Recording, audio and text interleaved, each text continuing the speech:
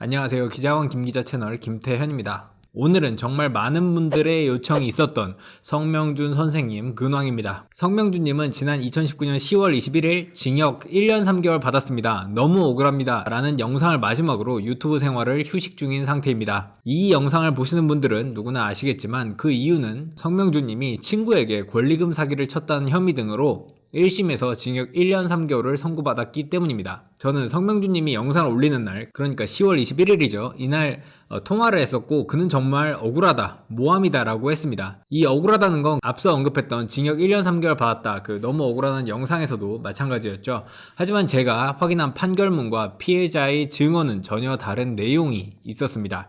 이 내용을 구태여 다시 설명할 필요가 있을까 싶습니다만 좀 오래된 사건이고 벌써 6개월이나 지났으니만큼 짧고 간략하게 요약하면 성명준님은 권리금은 파는 사람 마음이다 라는 게 이제 성명준님의 핵심 주장입니다. 하지만 권리금이 없던 아예 공실이었던 가게를 인수한 성명준님이 이 권리금이 발생하는, 그러니까 영업이 시작하기도 전에, 그래서 그 권리금을 인수해서 넘기는 것처럼 기망해서 판매했다는 게 재판부의 판단이었고, 이 근거로 피해자는 성명준님과 통화한 녹취록을 재판부에 제출하기도 했습니다. 녹취록에는 성명준님이 계속해서 1억 2천만 원을 수차례 언급하면서 이 권리금이 1억 2천만 원이었는데 권리금이 없다는 건 전 임차인이 거짓말하고 있다라고 발뺌하는 내용이 담겨 있었습니다. 피해자가 전 임차인을 찾아가 직접 계좌 내역까지 확인하면서 권리금이 없다는 사실을 알게 됐고, 성명준님에게 이 사실을 따지자 성명준님은 친구끼리 거짓말한 것이다, 기분 상하지 않게 거짓말한 것이다 라며 말을 바꿨다는 게 피해자의 입장이었고, 판결문의 요지도 비슷했습니다. 어쨌건 이런 판결을 뒤로 하고 최근 많은 분들이 성명준님의 근황을 궁금해했습니다. 왜냐하면 최근 성명준님이 인스타그램에 활발히 게시물을 올리면서인데요. 잠시 성명준님이 인스타그램에 올렸던 게시물을 한번 볼까요? 2월 25일부터 본격적으로 다시 인스타그램에 게시물을 올리기 시작했고 3월 14일부터 더 자주 게시물을 올리기 시작했는데 이런 내용이었습니다. 비록 지금은 친구에게 고소당해서 1심에서 유죄를 받으셨지만 건강이 가장 중요한 덕목인 만큼 열심히 운동을 하면서 건강도 챙기고 있는 모습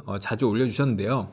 이런 글도 있었습니다. 돈을 잃으면 조금 잃은 것이고, 친구를 잃으면 많이 잃은 것이고, 건강을 잃으면 전부 잃은 것이다. 맞습니다. 건강이 가장 중요합니다. 요즘 저도 나이가 들면서 이 피로 물질이 몸에 가득한데 어쨌거나 건강 챙기시는 거 좋죠. 또 이런 글도 있습니다. 살아오면서 하이에나와 맹수를 때린 적은 있어도 사슴을 괴롭히거나 때린 적은 없다. 예의 없다는 소리 들어본 적 없고 인사성 없다는 이야기 들어본 적도 없다. 단 상대가 예의 없게 행동하면 나 또한 예의가 없어진다 라고 하는 글도 올리셨습니다. 여기에 대해서는 특별히 코멘트하지는 않겠습니다. 지금 제가 이렇게 얘기하는 거는 거의 50만 유튜버셨던, 사실상 공인이라고 할 수 있는 퍼블릭이라는 단어를 쓰죠. 퍼블릭이라는 성명준님의 근황을 전하는 겁니다. 또 이런 글도 있습니다. 풍요 속에서는 친구들이 나를 알게 되고 역경 속에서는 내가 친구를 알게 된다 라고도 하는데요. 친구를 참 소중하게 생각하시는지 유독 친구를 강조하는 글이 많네요. 하여간 이 글 중에서는 유명인이 적은 응원 댓글도 찾아볼 수 있는데요. 이런 글이었습니다. 팔뚝 매콤합니다 형님 이라고 장명준님이라는 더블비라고 하시네요. 저는 처음 알았는데 160만 유튜버 더블비의 장명준님이 응원 댓글 남겨주셨습니다. 제 개인적인 생각으로는 팔뚝이 매콤을 넘어서 캡사이신 정도로 알싸하게 매워 보이긴 합니다만 잡설은 여기까지 하고요. 본격적으로 궁금하신 성명준님의 재판은 어떻게 되고 있나 이야기해 보겠습니다. 그냥 한마디로 표현해 보겠습니다. 아무것도 진행되지 않고 있습니다.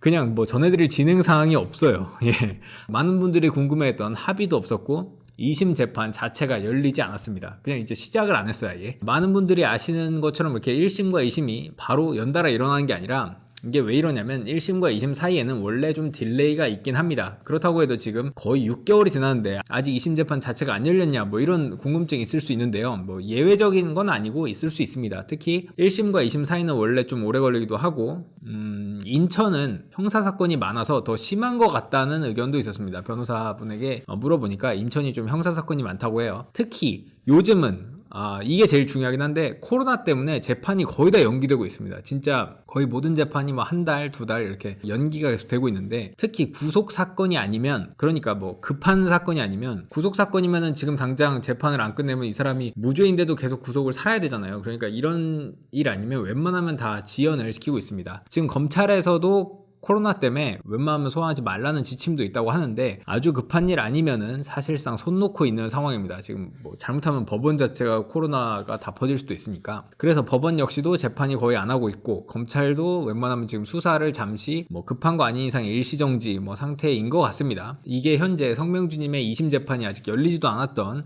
가장 중요한 이유인 것 같습니다. 그래서 새로운 재판은 아직 시작도 하지 않았습니다. 현재 성명주님은 일단 1심에서 패소한 변호인단을 교체했는데요. 1심에서는 판사 출신 변호사셨는데 2심에서도 역시 판사 출신 변호사를 선임을 했습니다. 다만 1심에서는 인천 지역 변호사셨다면 인천에 지금 개업을 하신 분이셨어요. 2심에서는 서초동에 있는 법무법인으로 바뀌었습니다. 가장 이름을 앞에 두는 이 파트너 변호사는 2016년 서울 북부지방법원 판사를 하시다가 변호사로 전환하신 분인데요. 이분 소개를 잠시 읽어드리자면 변호사로 활동하면서는 각종 형사사건에서 독창적인 아이디어를 토대로 접근해 1심에서 유죄 판결을 받았던 피고인들을 위하여 변론하여 다수의 무죄 판결을 이끌어내는 등 그런 변호사였다라고 하면서 경제사범과 관련해 억울할 수 있는 피고인들이 발생하지 않도록 성심성의껏 변론하고 5번에 걸친 전부 무죄 판결 등 좋은 결과를 얻어냄으로써 의뢰인들이 진정으로 신뢰할 수 있는 변호사로서 발전을 거듭하고 있다라고 하고 있습니다. 즉 말하자면 1심에서 유죄를 받은 걸 2심에서 무죄로 뒤집은 적이 있고 또한 전부 무죄 판결 등을 받았던 전적이 있다는 걸로 보이고 특히 이제 경제사범 그러니까 사기 같은 거죠. 이쪽에 주안점을 두고 있다라고 하시는 거 보니까 그런 점을 참고했을 때는 1심에서 유죄를 받은 걸 뒤집기 위해 선임한 것으로 보입니다. 뭐 사실 2심에서 다시 변호인을 바꾼 걸 보면 무죄 주장하기 위해서라는 건 당연한 상식이겠죠. 2심에서도 무죄 주장을 계속해서 꼭 무죄를 받아내시겠다 이런 재판 전략인 것으로 보입니다. 그래서 이제 결론입니다. 모든 분들이 궁금해했던 그 근황은 아무것도 바뀐 건 없다. 다만 변호인단은 바뀌었다. 합의도 없었다. 정도 되겠습니다. 즉 코로나가 어느 정도 잡히고 재판 일정이 다시 잡혀야 뭔가 진행이 될 것 같다는 점 알려드립니다. 물론 사기라는 범죄의 특성상 합의가 있으면 한 번에 급물살을 탈 수도 있긴 하지만 아직 합의 제한도 없었다고 합니다. 하여간 이렇게 성명주님의 근황을 알려드리고 또 궁금하신 분 있으시면 제가 확인할 수 있는 범위에서는 최대한 확인해서 알려드리도록 하겠습니다. 어떤 분이든 어떤 사건이든 최대한 알려주시면 제가 한번 알아보겠습니다. 그럼 여기까지 하겠습니다. 끝.